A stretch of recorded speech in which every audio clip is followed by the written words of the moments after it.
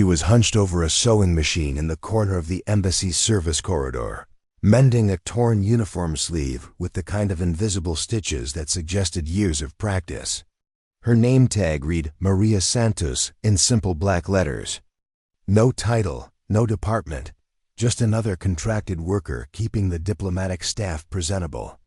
The rhythmic hum of her machine was barely audible over the constant chatter of radios and the shuffle of urgent footsteps that filled the corridors of the American Embassy in Caracas. Before we jump back in, tell us where you're tuning in from. And if this story touches you, make sure you're subscribed, because tomorrow I've saved something extra special for you. But then the power went out.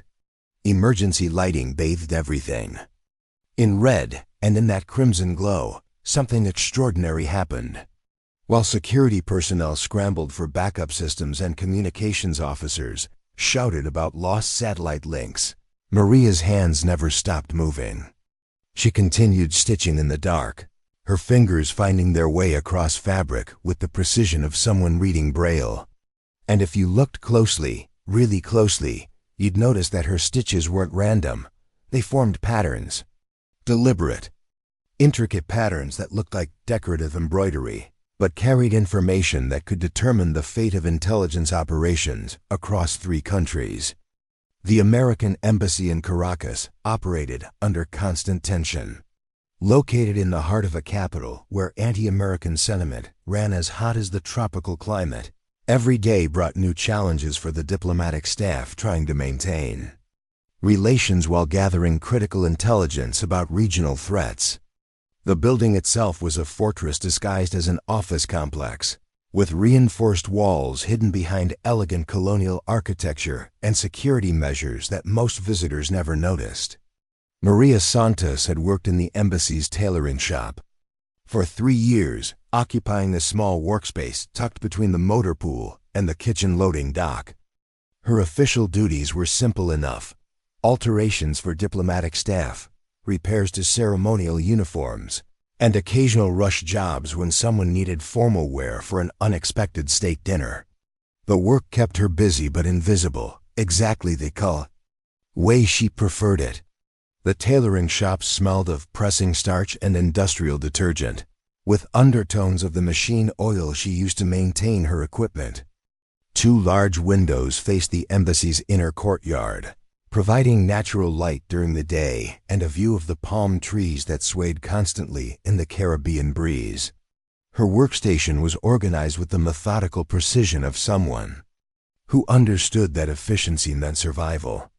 Spools of thread arranged by color and weight, needles sorted by size and purpose, measuring tools that had been calibrated to standards most seamstresses would never need.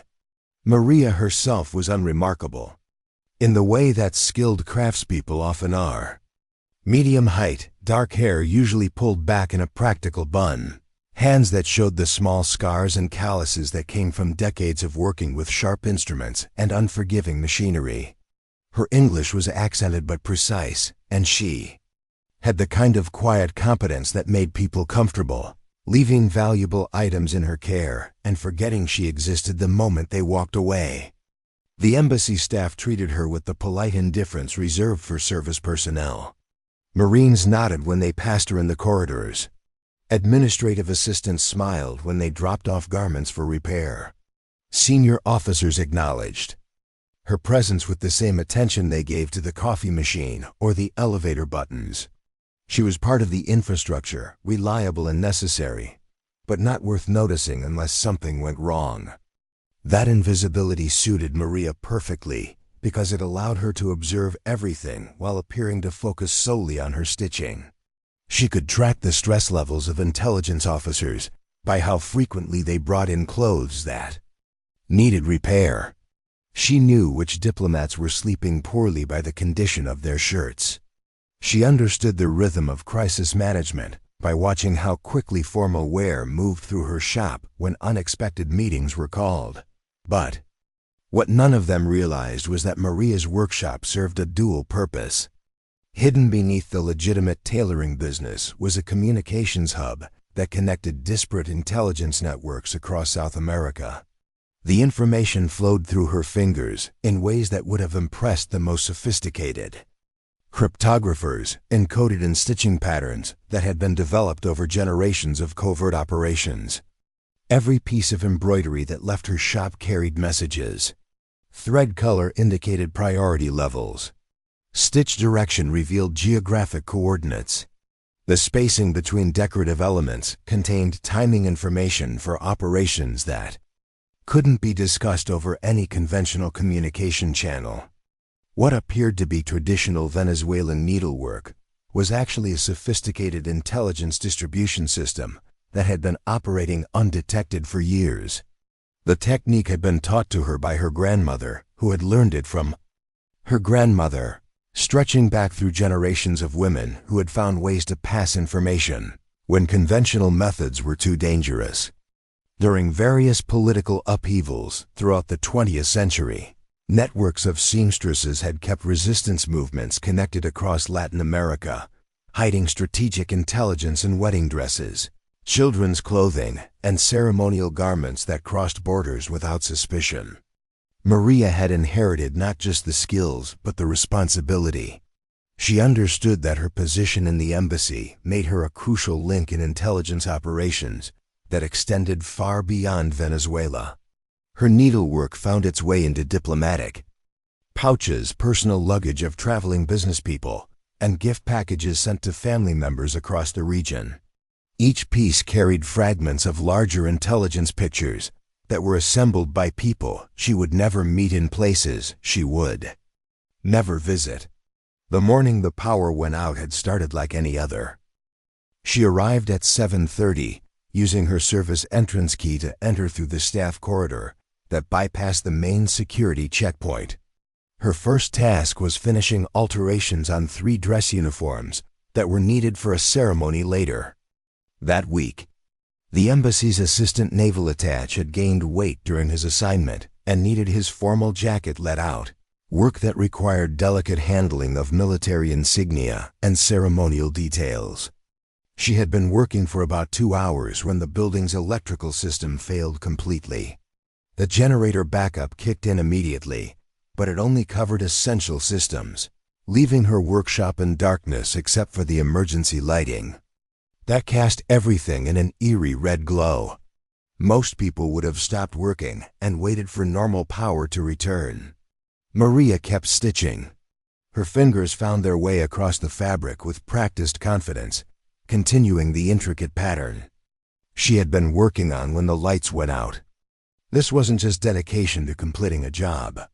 The pattern she was creating contained intelligence about troop movements along the Colombian border, information that needed to reach its destination within the next 48 hours, regardless of power failures or other complications. Through her workshop windows, she could see security personnel moving through the courtyard with flashlights, checking systems and coordinating with the facility's management team. Radio chatter echoed through the corridors as various departments reported their status and requested guidance about continuing operations under emergency conditions. But in her small corner of the embassy, the work continued uninterrupted. The uniform she was altering belonged to Captain Rodriguez, a Venezuelan military liaison who frequently attended embassy functions.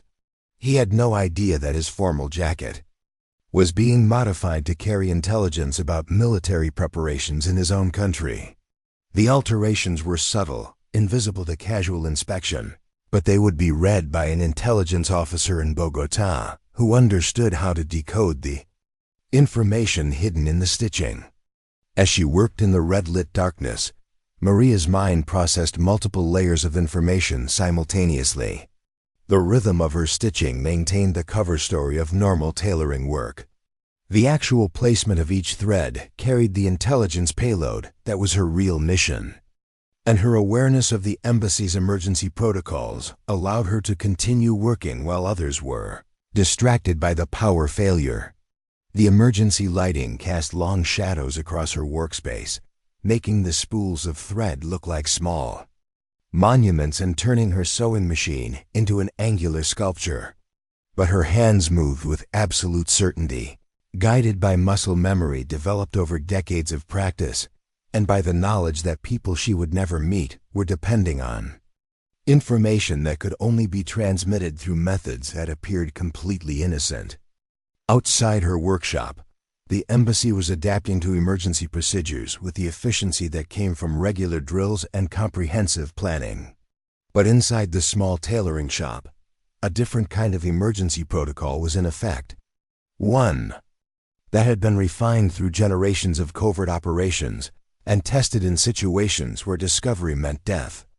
Maria Santos continued stitching, her needle moving through fabric and patterns that looked like decoration but carried intelligence that could save lives or prevent conflicts. In the red glow of emergency lighting, she was doing exactly what she had been trained to do since childhood, hiding in plain sight, while weaving together the threads of information that kept intelligence networks functioning even when everything else failed. The next morning brought an unexpected visitor to Maria's workshop. Deputy Chief of Mission Sarah Whitman stood in the doorway, holding a garment bag with the kind of careful attention that suggested its contents were more valuable than ordinary clothing. Whitman was known throughout the embassy for her sharp intelligence and sharper tongue, the kind of career diplomat who had survived 3 decades in challenging postings by trusting very few people and questioning everything. She approached Maria's workstation with the measured steps of someone conducting official business, rather than a routine alteration request. The garment bag contained a vintage evening gown that looked like it belonged in a museum rather than a diplomatic wardrobe. Deep burgundy silk with intricate beadwork that caught the light in patterns that seemed almost hypnotic when viewed from certain angles. "This belonged to my grandmother," Whitman explained, unzipping the bag carefully. "She wore it to state dinners. In the 1950s, when my grandfather was stationed in Buenos Aires, I need it restored for the Venezuelan Independence Day reception next week." The fabric had suffered from decades of storage, with small tears around the neckline and loose beading that threatened to cascade onto the floor at the slightest movement. Maria examined the gown with the kind of focused attention that made Whitman pause and really observe her for the first time. The seamstress's hands moved over the vintage silk with a touch that was both respectful and analytical, finding weak points and assessing damage with expertise that went beyond ordinary tailoring skills. She lifted sections of the beadwork to examine the underlying construction, her fingers tracing patterns that revealed the garment's original structure. "The beading pattern is Czechoslovakian," Maria said quietly, her voice carrying the certainty. That made Whitman look more closely at both the dress and the woman examining it. Probably done by specialists in Prague before the war. The thread work underneath shows techniques that were specific to couture houses that stopped operating in 1945. This wasn't casual knowledge. This was the kind of detailed expertise that came from years of study or from sources that most people couldn't access. Whitman had been around intelligence operations long enough to recognize when someone revealed more knowledge than their official position should allow. A contracted seamstress in a South American embassy shouldn't have been able to identify the geographic origin and historical period of specialized European beadwork techniques with such confidence. But Maria's assessment proved accurate when Whitman checked the dress's provenance records that evening. Preparing and narrating this story took us a lot of time, so if you are enjoying it, subscribe to our channel. It means a lot to us. Now back to the story. The restoration work began immediately, but Maria's approach was unlike anything Whitman had observed in conventional garment repair. She photographed every section of the dress before beginning, documenting the existing damage and the original construction with systematic thoroughness. Her repair kit contained tools that looked more like surgical instruments than sewing supplies, precision implements that probably cost more than most embassy staff made in a month. But what caught Whitman's attention was the way Maria worked. Her movements had the controlled efficiency of someone accustomed to working under pressure, fixing problems that couldn't wait for ideal conditions or proper equipment. She approached each damaged section as if it were a puzzle requiring both technical skill and creative problem-solving, the kind of mindset that Whitman recognized from her own intelligence training. 3 days later, the gown was returned in condition that exceeded Whitman's expectations.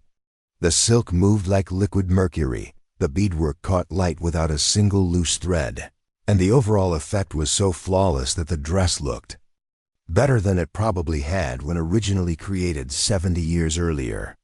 But embedded in the restored beadwork were additions that only became apparent under specific lighting conditions. During the Independence Day reception, Whitman wore the gown to a dinner attended by Venezuelan government officials, foreign diplomats, and intelligence operatives from multiple countries. Under the ballroom's crystal chandeliers, the beadwork displayed the patterns Maria had restored. But when Whitman stepped onto the terrace where security lighting created different illumination angles, additional patterns became visible in the beadwork. These new patterns had been integrated so seamlessly into the original design that they appeared to be part of the vintage construction. But to someone who knew how to read them, they contained information about the guest list, seating arrangements, and conversation topics that had been observed during the embassy's preparation for the reception. Intelligence that would be invaluable to operatives tracking the movement and relationships of key regional figures. The technique was so sophisticated that it took Whitman 3 days to realize what she was seeing.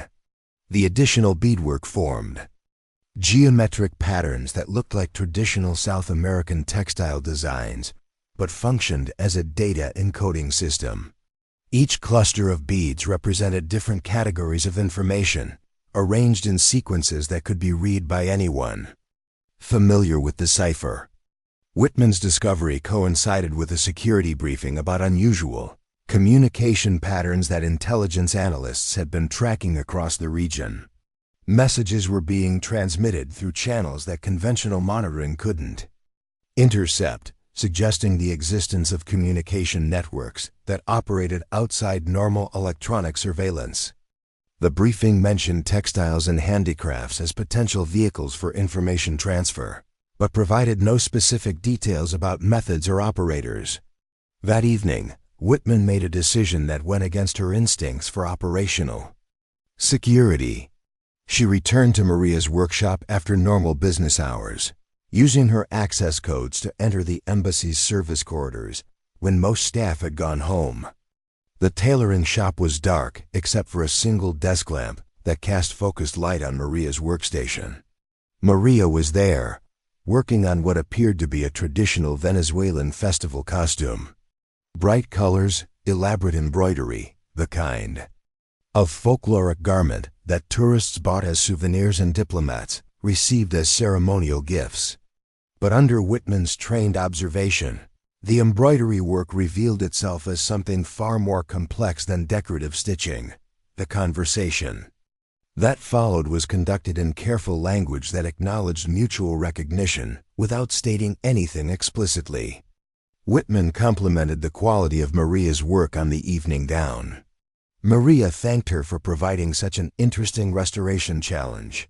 They discussed the historical significance of traditional textile techniques and the way cultural patterns carried meaning across generations. Neither woman said anything that would have seemed inappropriate if recorded or overheard. But both understood that they were speaking in code, acknowledging capabilities and knowledge that weren't part of their official roles. Whitman left the workshop with increased respect for the woman she had initially dismissed as simple service personnel. The following week brought a crisis that tested everyone's abilities under pressure. Intelligence reports indicated imminent threats against American diplomatic facilities across the region, prompting embassy-wide security upgrades and communication protocol changes. All non-essential personnel were confined to the building while security teams implemented enhanced protective measures. Maria's workshop became an unexpected hub of activity during the lockdown. Embassy staff who normally never visited the tailoring shop found reasons to request her services. Minor alterations that could have waited for weeks suddenly became urgent priorities. Garments that had hung in closets for months were brought in for repairs that seemed unusually specific in their requirements.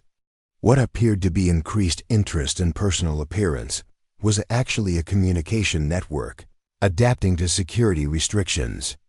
With normal intelligence channels compromised or unavailable, information was being transmitted through the patterns Maria embroidered into clothing that moved freely through the embassy's security perimeters. Each completed garment carried fragments of intelligence that were assembled into larger operational pictures by recipients who understood the encoding systems. During the security lockdown, Maria worked 18-hour days, maintaining the appearance of responding to increased demand for her services while actually coordinating intelligence operations that spanned multiple countries. Her sewing machine ran continuously, its rhythmic humming providing cover for work that kept intelligence networks functioning when conventional communication systems were too dangerous to use. The crisis passed without incident, but not without consequence. Several embassy staff members had observed Maria's performance under pressure and drawn conclusions about her actual role and capabilities. The woman who mended uniforms and altered formal wear had demonstrated coordination skills and technical expertise that suggested training far beyond what her official position required. Regional Security Officer James Crawford began making discreet inquiries about Maria's background and clearance status. His computer access was immediately restricted, and within hours he received instructions to cease all investigations into contractor personnel without explicit authorization from Washington. The message carried classification levels that Crawford had never seen before, suggesting oversight from agencies that operated far above his security clearance. The morning everything changed started with an emergency that had nothing to do with textiles.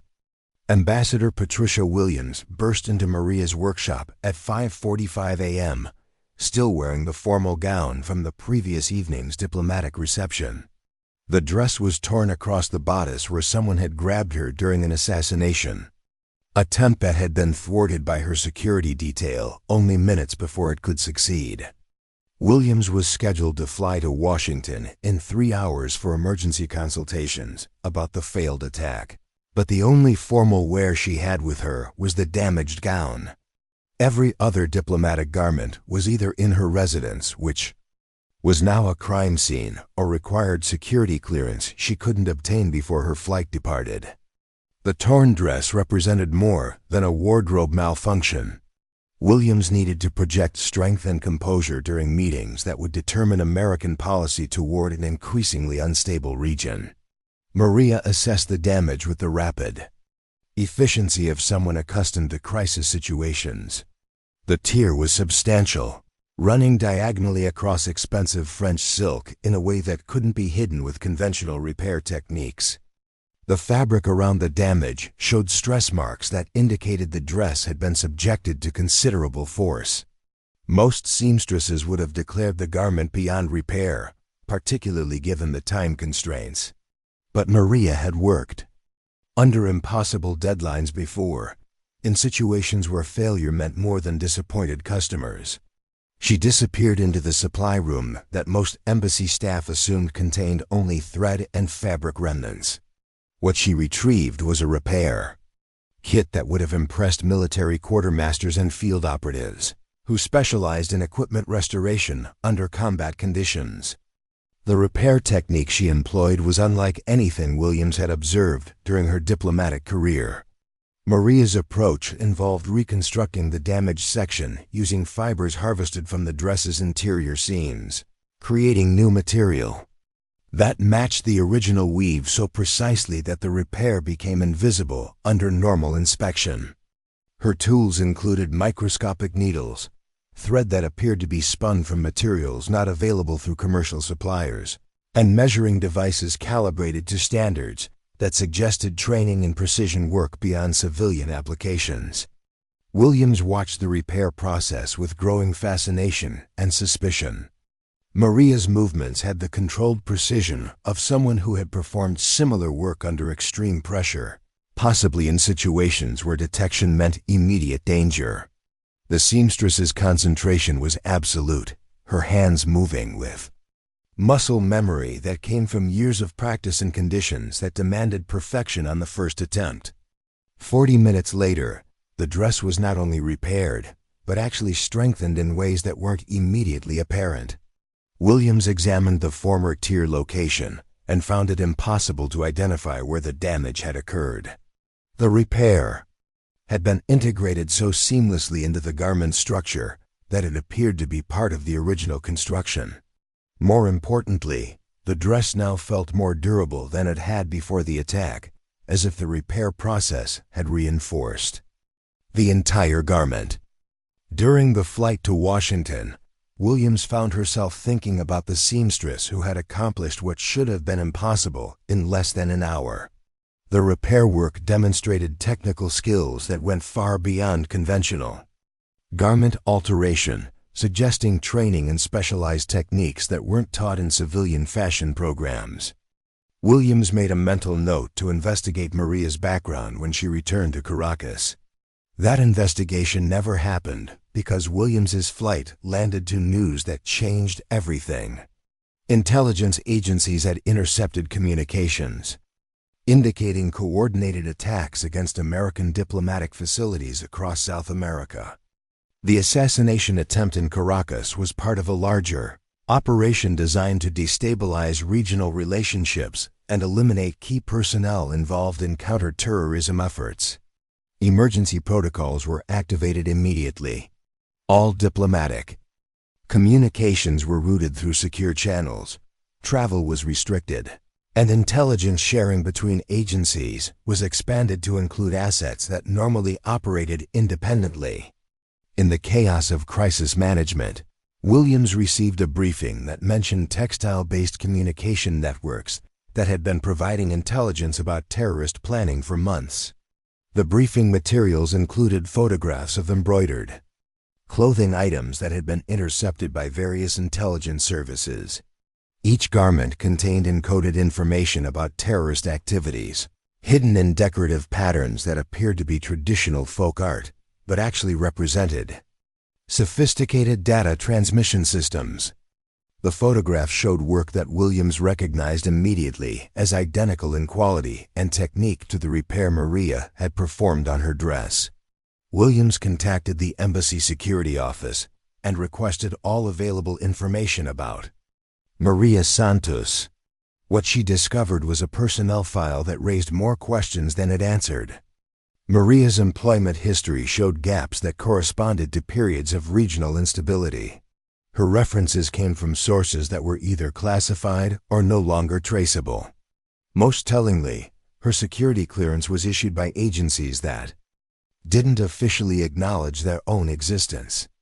The investigation led Williams to a secure communication with intelligence officials who explained Maria's actual role without ever stating it explicitly. They described her as a contractor whose specialized skills had proven valuable in situations requiring unconventional communication methods. They mentioned that her work had contributed to successful operations across multiple countries and that her continued effectiveness depended on maintaining her cover as ordinary embassy personnel. Williams learned that Maria represented the latest generation in a family tradition spanning nearly a century. Her great-grandmother had been recruited by intelligence services during World War II, when networks of seamstresses provided communication links for resistance movements across occupied Europe. The techniques had been refined and updated through successive generations, adapting traditional textile arts to modern intelligence requirements. The assassination attempt in Caracas had been thwarted partly because of information transmitted through Maria's embroidery work. Intelligence about the planned attack had been encoded in ceremonial garments that moved freely through diplomatic channels, reaching security personnel in time to identify and neutralize the threat. Williams's survival was directly connected to information that had been stitched into clothing by a woman she had dismissed as simple service personnel. When Williams returned to Caracas, she found the embassy operating under enhanced security. protocols that had transformed the building into a fortress. Additional security personnel, electronic surveillance systems, and communication restrictions had created an environment where conventional intelligence gathering was severely limited. But in Maria's workshop, operations continued without interruption. The tailoring shop had become an official communication hub, though its designation in embassy records remained unchanged. Maria's workspace had been expanded and equipped with devices that looked like sewing machinery, but served functions that had nothing to do with garment construction. Her staff had been increased to include assistants whose qualifications included language skills and technical training that weren't typically associated with textile work. Williams visited the workshop to personally thank Maria for the dress, repair, and found herself in conversation with someone whose knowledge of regional politics and international relations rivaled that of senior intelligence analysts. Maria discussed complex geopolitical situations with insights that suggested access to information sources far beyond what embassy contractors normally received. The conversation was conducted in the same careful language that Williams had learned to use when discussing sensitive operations. Nothing was stated explicitly, but both women understood that they were acknowledging capabilities and responsibilities that weren't reflected in official job descriptions.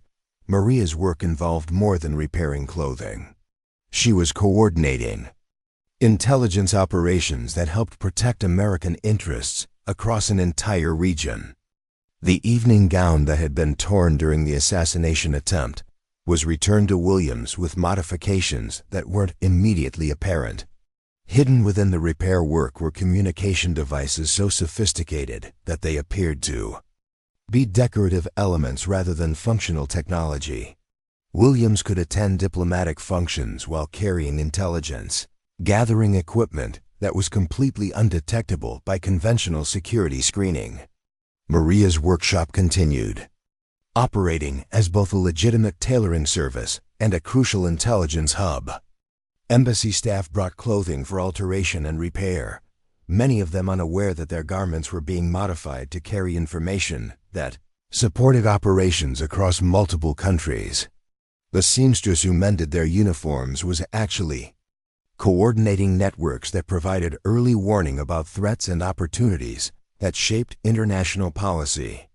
In a world where information warfare determined the success or failure of diplomatic initiatives, Maria Santos had found her calling. She worked with needle and thread to stitch together intelligence reports that kept people alive in operations running smoothly. Her mission hadn't ended when the immediate crisis passed. If anything, it had expanded to meet growing challenges in an increasingly dangerous region. The workshop hummed with activity from early morning until late evening, filled with the sounds of sewing machines and quiet conversations in multiple languages. To casual observers, it looked like a busy tailoring operation serving the needs of diplomatic personnel. But those who understood the true nature of the work recognized it as something far more significant, a communication center where intelligence was gathered, processed, and transmitted through methods that had been protecting lives and advancing strategic interests for generations. Maria Santos remained exactly what she had always appeared to be, a skilled seamstress working in an American embassy. The difference was that now, people understood what that actually meant. Maria continued her daily routine as if nothing had changed. She arrived each morning through the service entrance, organized her workspace with methodical precision, and worked on alterations and repairs with the same steady competence she had always displayed. But now her workshop received visitors who came not for tailoring services, but for conversations conducted in languages that weren't Spanish or English, using vocabulary that suggested familiarity with operations that officially didn't exist. The threads of her double life were becoming visible to people trained to notice such things, but the pattern remained hidden from those who lacked the knowledge to interpret what they were seeing. In a world where information was the most valuable currency and communication networks determined the success or failure of operations, that shaped international relations. Maria Santos continued stitching together intelligence reports under fire, one careful stitch at a time.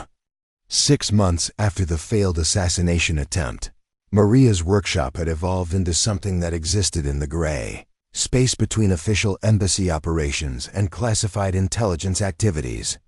Her workspace now occupied an expanded section of the building's service level, connected to the main embassy through corridors that didn't appear on any public architectural plans. What had once been a simple tailoring shop had become a sophisticated operations center disguised as a clothing alteration business. The transformation hadn't happened overnight, but rather through a series of gradual modifications that maintained the appearance of normal embassy maintenance while fundamentally changing the facility's capabilities. Additional electrical circuits had been installed to support equipment that generated no heat signatures detectable by surveillance satellites. Sound dampening materials had been integrated into the walls using construction techniques that made them appear to be routine insulation upgrades. Most importantly, communication arrays had been embedded within ventilation systems in ways that made them invisible to electronic detection equipment. Maria's official designation remained unchanged in embassy personnel records. She was still listed as a contracted seamstress responsible for garment alteration and repair services. Her security clearance appeared to be the same level required for general maintenance personnel. Her payroll information showed compensation appropriate for skilled civilian contractors working in diplomatic facilities. But these official records had become sophisticated misdirection designed to protect an operation that had grown far beyond its original scope. The morning that tested everyone's understanding of Maria's true role began with an urgent communication from intelligence headquarters in Langley. A high-value terrorist operative had been tracked to Caracas, where he was coordinating attacks against American interests throughout the Caribbean basin. Conventional surveillance methods had proven inadequate because the target was using communication techniques that evaded electronic monitoring. Intelligence services needed human assets capable of gathering information through methods that appeared completely innocent. Ambassador Williams received the operational briefing in her secure conference room, surrounded by the embassy's senior staff and visiting intelligence officers who had arrived on the overnight diplomatic flight from Washington. The target was described as extremely sophisticated, trained in counterintelligence techniques that made him nearly impossible to track using conventional methods. Previous attempts to monitor his activities had been detected and neutralized, resulting in the loss of valuable assets and the compromise of ongoing operations. The briefing materials included surveillance photographs showing the target attending social functions where he appeared to be nothing more than a successful businessman with interests in regional trade relationships. His cover identity was so thoroughly constructed that even intelligence services with extensive resources had been unable to penetrate it using normal investigative techniques. The only weakness in his operational security was his apparent fondness for traditional handicrafts and cultural artifacts from countries he visited. Williams found herself thinking about embroidered clothing and textile-based communication networks as she listened to intelligence officers describe their unsuccessful attempts to gather actionable intelligence about the target's plans. When the briefing concluded with a request for embassy cooperation in supporting surveillance operations, Williams made a decision that surprised everyone in the room. She recommended that they consult with the embassy's seamstress about techniques for gathering intelligence through cultural interactions. The suggestion was met with skeptical silence until the visiting intelligence officers reviewed classified files about textile-based intelligence operations that had been successful in similar situations. What they discovered was a comprehensive record of operations where traditional handicraft techniques had provided access to information that sophisticated electronic surveillance couldn't obtain. The files documented successful missions across multiple continents where operatives posing as artisans had gathered critical intelligence by engaging targets through shared interests and cultural traditions. Maria was summoned to a meeting that officially didn't exist, held in a conference room that wasn't listed in embassy floor plans. The intelligence officers who interviewed her spoke in the careful language of professionals who understood that capabilities were often more important than credentials. They described their target and their intelligence requirements without revealing operational details that weren't necessary for her to understand. What they needed was someone capable of engaging the target through his interest in traditional textiles while gathering information about his activities and communications.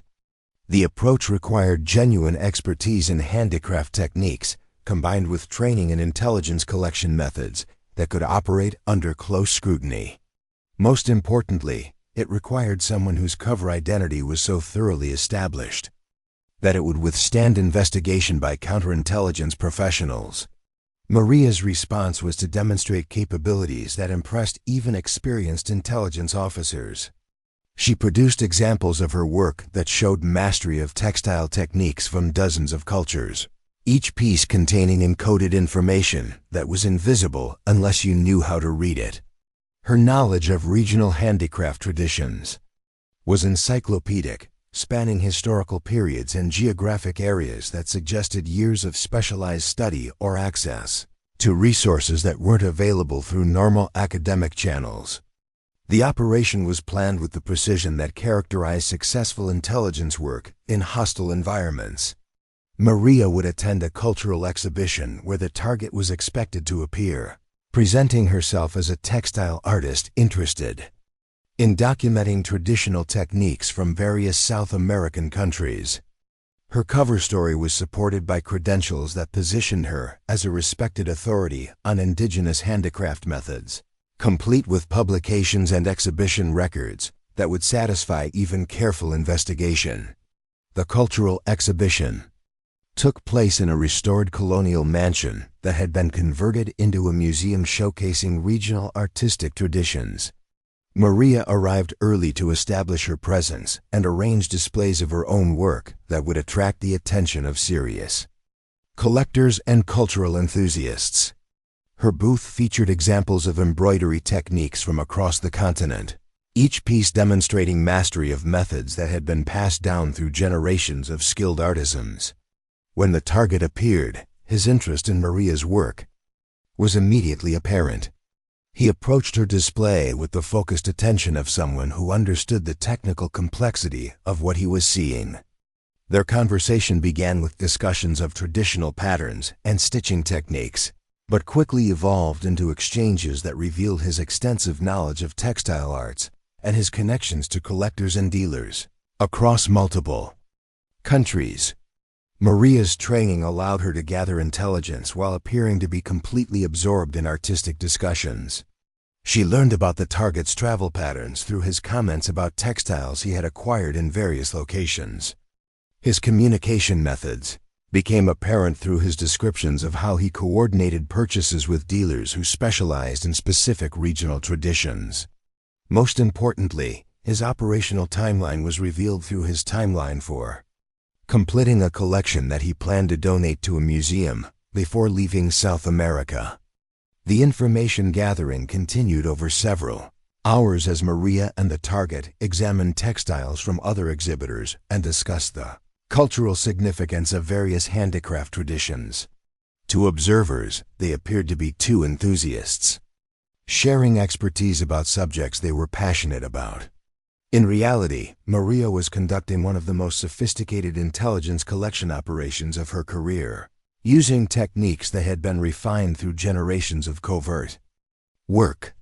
The intelligence gathered during the cultural exhibition provided the breakthrough that conventional surveillance methods had been unable to achieve. Within 72 hours, coordinated operations across 3 countries had neutralized the terrorist network and prevented attacks that would have caused significant casualties and political destabilization. The success was attributed to superior intelligence preparation and international cooperation, but those who understood the true source of the critical information knew better. Maria returned to her workshop and resumed her official duties as if nothing extraordinary had occurred. She continued altering uniforms and repairing formal wear for embassy personnel, who remained unaware of her role in preventing terrorist attacks that would have affected them directly. Her sewing machine hummed with the same steady rhythm that had characterized her work for years, but now that sound represented something different to those who knew what it actually meant. The seamstress who mended clothes and embroidered decorative patterns had become a fully integrated component of intelligence operations that protected American interests across an entire region. Her workshop served as both cover and operational base for activities that would continue as long as threats required unconventional responses. In a world where traditional methods were increasingly ineffective against sophisticated adversaries, Maria Santos had proven that sometimes the most powerful weapons were needle and thread in the hands of someone who understood how to use them. The mission continued, hidden in plain sight, protected by the assumption that seamstresses were just seamstresses and that embroidery was just decoration. Those who knew better understood that appearances could be deceiving, and that the most important work often happened in places where nobody thought to look.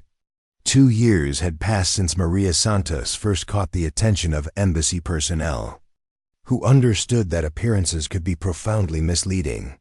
Her workshop had become the nerve center of intelligence operations that spanned 3 continents, coordinating activities that protected American interests in ways that would never appear in official reports or congressional briefings. The seamstress who had once been dismissed as invisible service personnel now occupied a position that made her one of the most valuable assets in the Western Hemisphere. The morning that would define the culmination of her career began with an encrypted message transmitted through channels so secure that only a handful of people worldwide had access to them. The communication originated from intelligence headquarters, but had been routed through diplomatic pouches, commercial shipping networks, and cultural exchange programs to reach Maria's workshop without leaving any electronic traces that hostile services could intercept or analyze. The message contained coordinates for a location in the Andean Mountains where a summit meeting was scheduled to occur between terrorist leaders from multiple organizations. Intelligence services had been tracking preparations for this gathering for months, but conventional surveillance methods had proven inadequate against participants who understood sophisticated counterintelligence techniques. The meeting represented the most significant threat assessment challenge that American intelligence had faced in the region, with implications that extended far beyond South America. Maria studied the intelligence briefing materials with the analytical skills that had been developed through years of operations, where failure meant more than professional disappointment. The terrorist leaders planning to attend the summit had been carefully selected for their expertise in different aspects of asymmetric warfare. One specialized in cyber attacks against infrastructure systems. Another coordinated weapons trafficking networks that supplied conflicts across multiple continents. A third had developed bomb-making techniques that had been responsible for hundreds of casualties in attacks that officially remained unsolved. The challenge facing intelligence services was that these individuals rarely met in person, preferring to coordinate their activities through intermediaries and electronic communications that were heavily encrypted and constantly changing. The planned summit represented a unique opportunity to gather intelligence about their collaborative efforts, but it also presented enormous risks because any detection of surveillance activities would result in the immediate dispersal of participants and the loss of intelligence gathering opportunities that might not recur for years. Conventional intelligence assets were unsuitable for this operation because the summit location had been selected specifically to make electronic surveillance impossible and human infiltration extremely difficult. The meeting was scheduled to occur in a remote mountain village that could only be reached through hiking trails that provided no cover for surveillance equipment or personnel. Local inhabitants were known to be suspicious of outsiders, and the terrorist participants had arranged for security measures that would detect and eliminate any obvious intelligence-gathering attempts.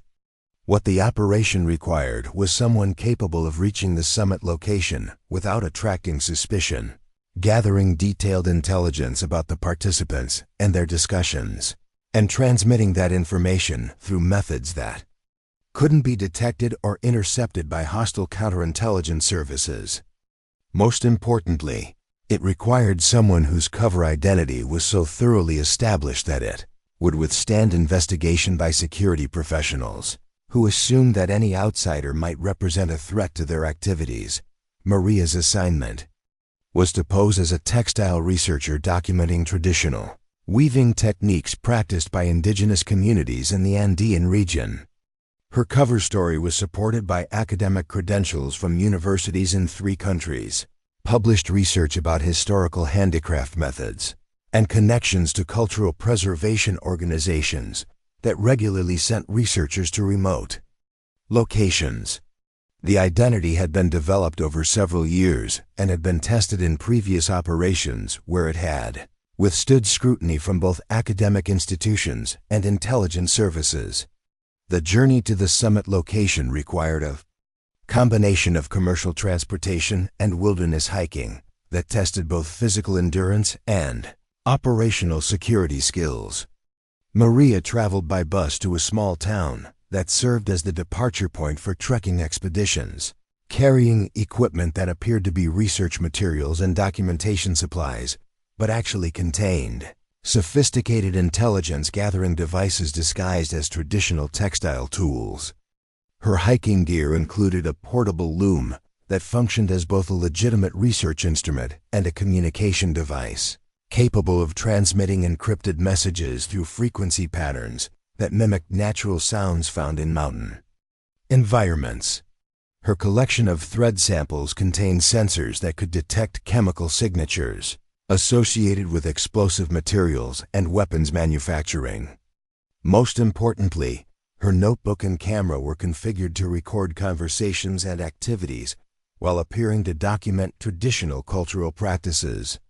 The ascent to the village took 3 days through terrain that challenged even experienced mountaineers.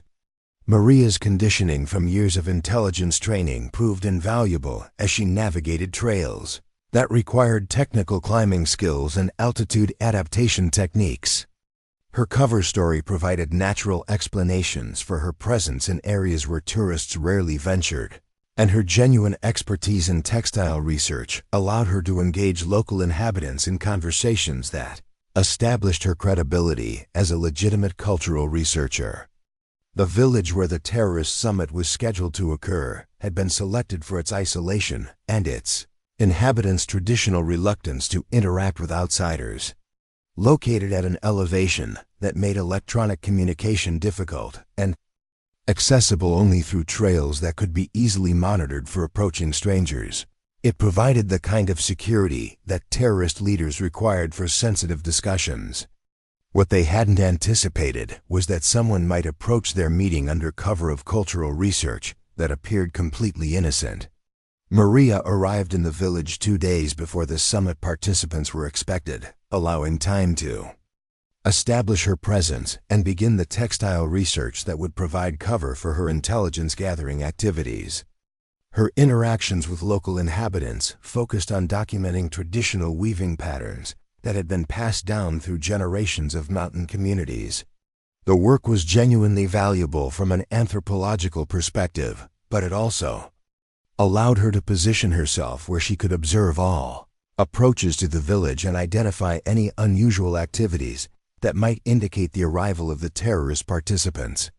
The intelligence-gathering equipment concealed within her research materials required careful deployment to avoid detection by security sweeps that the terrorist participants would certainly conduct before beginning their discussions.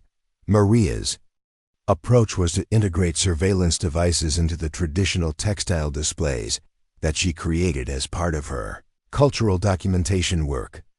Electronic sensors were embedded within woven fabrics that appeared to be examples of indigenous artistic techniques. Recording devices were concealed inside replica artifacts that looked like museum-quality examples of historical craftsmanship. When the first terrorist participants began arriving at the village, their security precautions were immediately apparent. They conducted systematic searches of buildings and surrounding areas, looking for surveillance equipment or signs that their meeting might be compromised.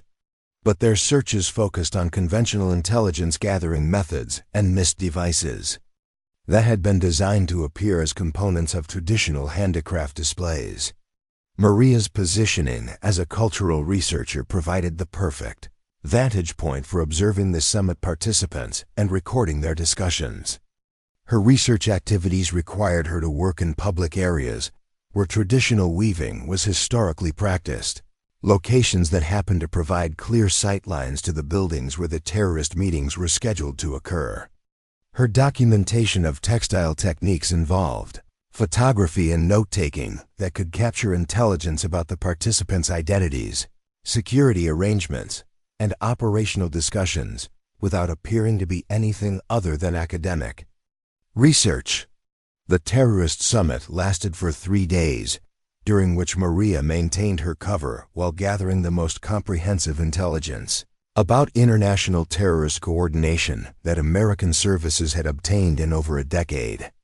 Her recordings captured detailed discussions about planned attacks, funding mechanisms, weapons procurement networks, and coordination protocols that would allow intelligence agencies to disrupt terrorist operations across multiple countries and prevent casualties that would have numbered in the thousands.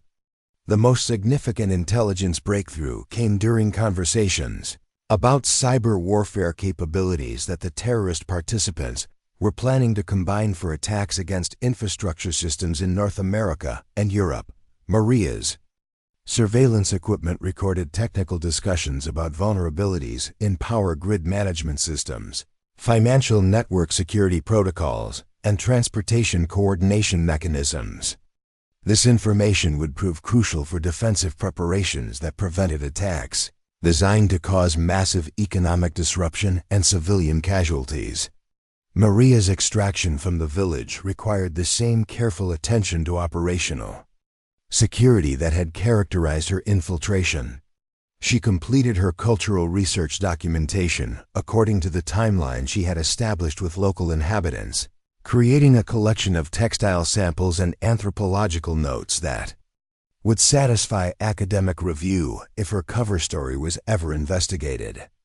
Her departure appeared to be the natural conclusion of a successful research expedition, leaving no indication that the village had been the site of sophisticated intelligence gathering operations. The intelligence gathered during the terrorist summit enabled coordinated operations across 14 countries that dismantled networks responsible for some of the most sophisticated threats that international security services had ever encountered. Cyber attack capabilities were neutralized before they could be deployed against critical infrastructure. Weapons trafficking networks were disrupted, preventing the distribution of advanced explosive devices to terrorist cells worldwide. Most importantly, the financial mechanisms that had been funding terrorist operations for years were identified and shut down through international cooperation that had been made possible by Maria's intelligence gathering. The success of the mountain operation established Maria's reputation within intelligence communities as someone capable of accomplishing missions that conventional assets couldn't handle. Her techniques had proven effective against adversaries who understood sophisticated counterintelligence methods, and her cover identities had withstood scrutiny from security professionals who were trained to detect intelligence operations. Most importantly, her work had prevented attacks that would have caused casualties and economic damage on a scale that could have destabilized international relationships and security cooperation. Maria returned to her workshop at the American Embassy in Caracas and resumed the routine that had provided cover for her intelligence activities for over 5 years. Her sewing machine hummed with the same steady rhythm that embassy personnel had grown accustomed to hearing. But now that sound represented something different to those who understood its true significance.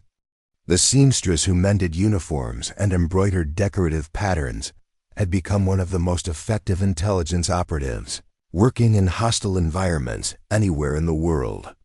The workshop continued operating as both a legitimate tailoring service and a crucial component of intelligence networks that protected American interests across multiple continents. Maria's assistants included specialists whose qualifications encompassed languages, technical skills, and operational training that weren't typically associated with textile work, but were essential for supporting intelligence activities that had expanded to meet growing threats in an increasingly dangerous world. Her techniques had been adopted by intelligence services in allied countries, creating networks of operatives who used traditional handicraft skills to gather information and coordinate operations in locations where conventional methods were ineffective.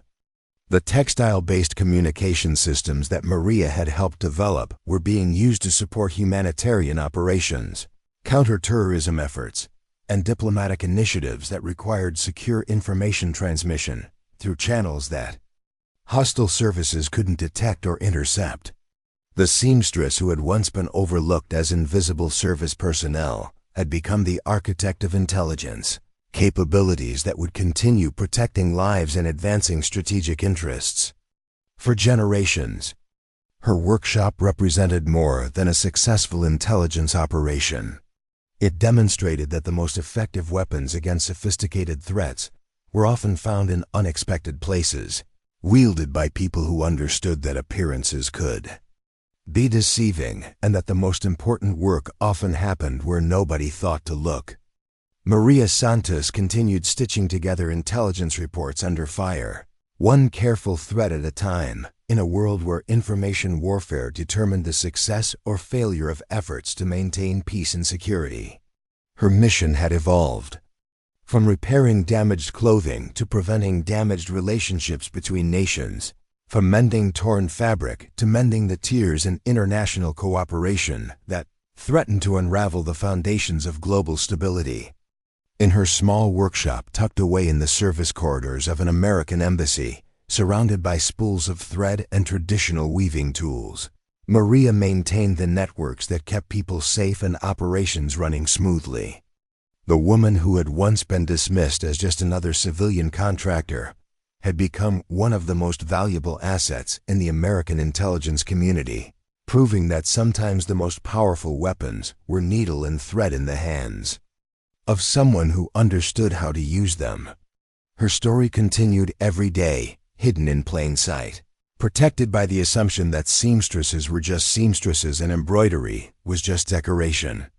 Those who knew better understood that in a world where appearances were often carefully constructed to conceal reality, the truth was sometimes found in the patterns that only trained eyes could read, stitched by hands that had learned to create beauty while serving purposes that would never be acknowledged in official records or public recognition.